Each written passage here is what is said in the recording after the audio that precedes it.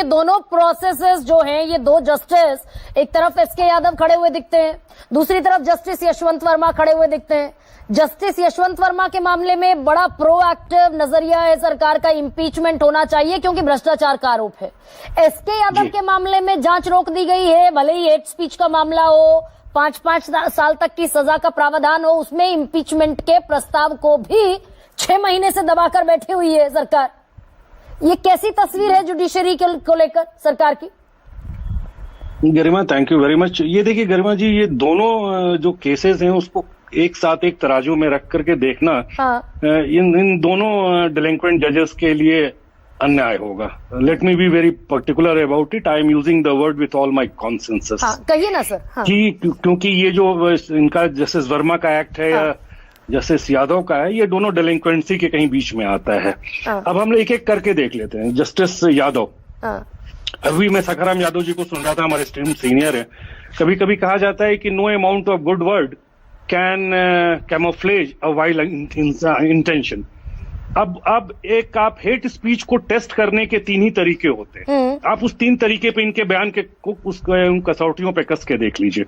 DID test बोलते हैं हम, डेरोगेटरी, इन्फ्लेमेटरी एंड डिविसिव।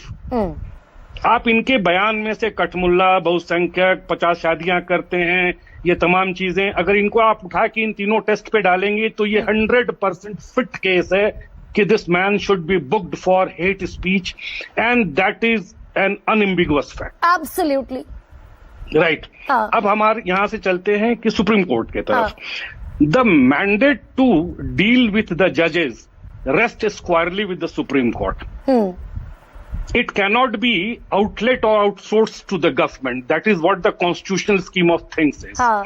जिस दिन हमारे CJI साहब सरकार के रिकमेंडेशन को मान करके इंक्वायरी को स्टॉप कर देते हैं, and that very day the institutional integrity और उसके स्ट्रेंथ के साथ एक एपरेंट कॉम्प्रोमाइज होता है। यानी सरकार अगर दबाव बनाने की कोशिश कर रही थी तो जैसा संजय जी कह रहे हैं, रिटेलिएट करना चाहिए था CJI को। मैं उसको थोड़ा सा सॉफ्ट कर देता हूँ, रेजिस्ट करना चाहिए था, वो कर ही नहीं सकते थे। ये कॉलेजियम सिस्टम जो है पिछले 78 इयर्स में, this is one of the best system which has evolved through looking into the different system. एक दूसरी बात मैं आपको और बताता हूँ, देखिए बहुत इंटरेस्टिंग बात है गरिमा। सर एक सेकंड रोक रही हूँ आपको, बस जरा सा इंटरवेंशन है। पहले इस पॉइंट को क्लियर कर दीजिए कि क्या राज्यसभा सेक्रेटेरिएट यानी कि उपराष्ट्रपति जगदीप धनखड़ के ऑफिस की तरफ से ये कहा जा सकता है सुप्रीम कोर्ट को कि स्टॉप द इंक्वायरी? ये आउटराइटली आउटरेजियस रिक्वेस्ट है। इसमें कहीं कॉन्स्टिट्यूशनल स्कीम में कहीं भी कोई भी ऐसा प्रोविजन नहीं है। अगर कोई है तो ये यहाँ स्टीम्ड पैनलिस्ट बैठे हैं, हमें बता दें। मैं रिपीट कर रहा हूं, ये गले में यानी ये डोर को खींचने की कोशिश है क्या? कवायद है क्या? ये VP साहब अपने ऑफिस के जुरिस्डिक्शन को ओवर रीच कर रहे हैं। ओके। और अंडरमाइन कर रहे हैं सुप्रीम कोर्ट के मैजिस्ट्री को।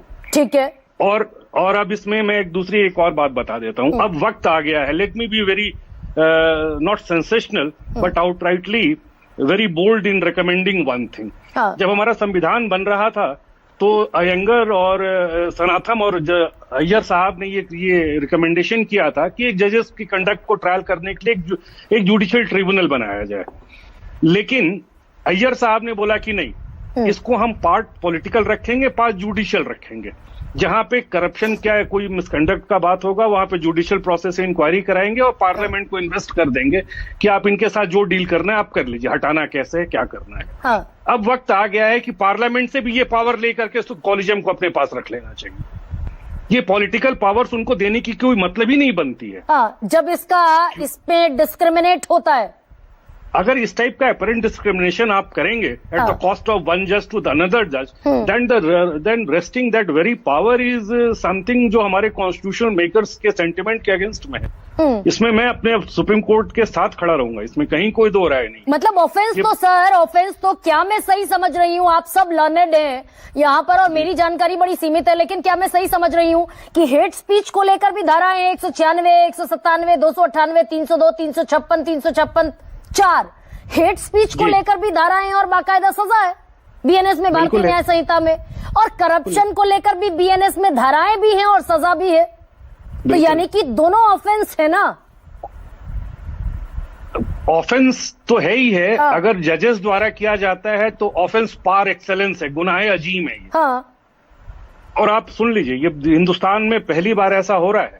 इसके पहले 1949 में इलाहाबाद हाई कोर्ट के ही जस्टिस एसपी सिन्हा साहब को उस दौर में 1935 का जो गवर्नमेंट ऑफ इंडिया एक्ट था उसके बिना पर उनको हटाया गया था प्रूवन मिसकंडक्ट और डिलिंक्वेंसी ऑफ माइंड पे। हाँ। आज तक सुप्रीम कोर्ट में या किसी भी कोर्ट में इस टाइप के चार्जेस नहीं लाए गए हैं जजेस के अगेंस्ट में। जो भी चार्जेस लाए गए हैं वो करप्शन के लाए गए हैं।